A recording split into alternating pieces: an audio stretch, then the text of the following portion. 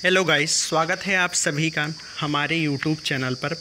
दोस्तों, आज हम पढ़ेंगे बोर्ड परीक्षा में पूछे जाने वाले मोस्ट इम्पॉर्टेंट प्रश्नों के बारे में। आप सभी से निवेदन है, अगर आप कॉपी कलम नहीं लिए तो लेकर बैठ जाइए, जिससे आप पूरा प्रश्न नोट कर सकें।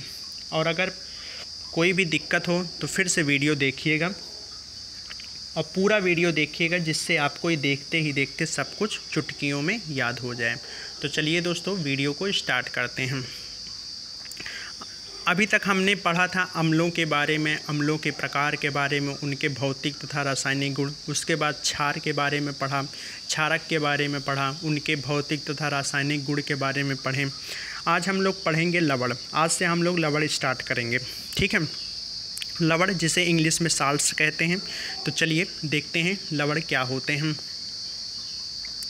वे पदार्थ जिनके जलीय विलयन में हाइड्रोजन आयन H+ के अतिरिक्त कोई अन्य धन आयन तथा हाइड्रोक्सिल आयन OH के अतिरिक्त कोई अन्य ऋण आयन हो, लवण कहलाते हैं, ठीक है।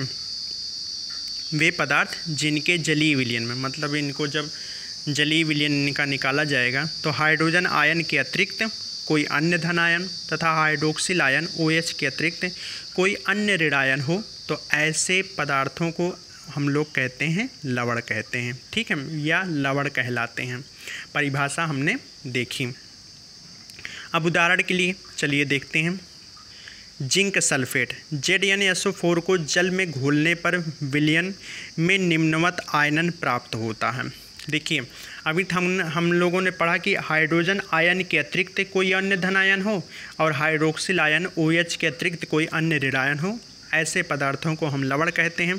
तो चलिए उदाहरण के द्वारा समझते हैं। जिंक सल्फेट ZnSO4 को जब जल में घोलने पर विलयन में निम्नवत आयनन प्राप्त होता है। जैसे ZnSO4, इसको जब हम जल में घोल देंगे तो हमें मिलेगा Zn++ और प्लस SO4-, ठीक है। तो यहाँ से हमें क्या दिखा कि H+ आयन के अतिरिक्त कोई अन्य धन आयन मिला और यहाँ पे OH आयन के अतिरिक्त कोई और ऋण आयन मिला। तो ऐसे पदार्थों को हम लोग कहते हैं लवण, ठीक है। अब इसके बाद कुछ नीचे नोट्स दिए गए हैं, इनको चलिए पढ़ते हैं।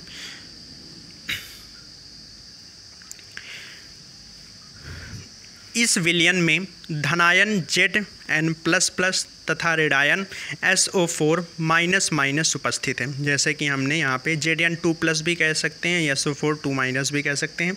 इस विलयन में हमने देखा Zn2+ और SO4-, ऋणायन, धनायन में Zn2+ और ऋणायन में SO4-, उपस्थित है, ठीक है। इस विलयन में हमने देखा, कौन से विलयन में? जिंक सल्फेट, जिसे ZnSO4 कहते हैं, ठीक है। अब इसके बाद जो H+ तथा OH के अतिरिक्त है, जो हमने आपको बताया, यहाँ पे H+ के अतिरिक्त Zn आयन मिला और OH के अतिरिक्त दूसरा ऋण आयन SO4-, मिला, ठीक है। अतः ZnSO4 एक लवण है। इस प्रकार से हम लोग कहेंगे कि ZnSO4 जो पदार्थ है वो हमारा क्या है? लवण है, ठीक है।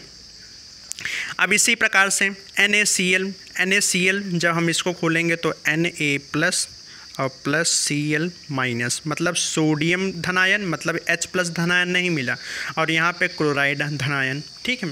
तो इस प्रकार से OH आयन के अतिरिक्त हमें ऋण आयन दूसरा मिला, क्लोरीन आयन, और यहाँ पे सोडियम धनायन मिला, ठीक है।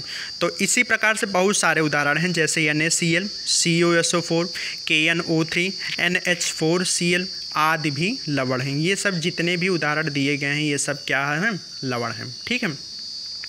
साधारण तथा लवण अवाष्पशील। साधारणतया लवण जो होते हैं अवाष्पशील होते हैं, मतलब जल्दी वाष्पशील, मतलब जल्दी इनका वाष्पन नहीं होता है, और गंधहीन, मतलब इनमें गंध नहीं होता है, तथा वैद्युत संयोजक यौगिक होते हैं, ठीक है।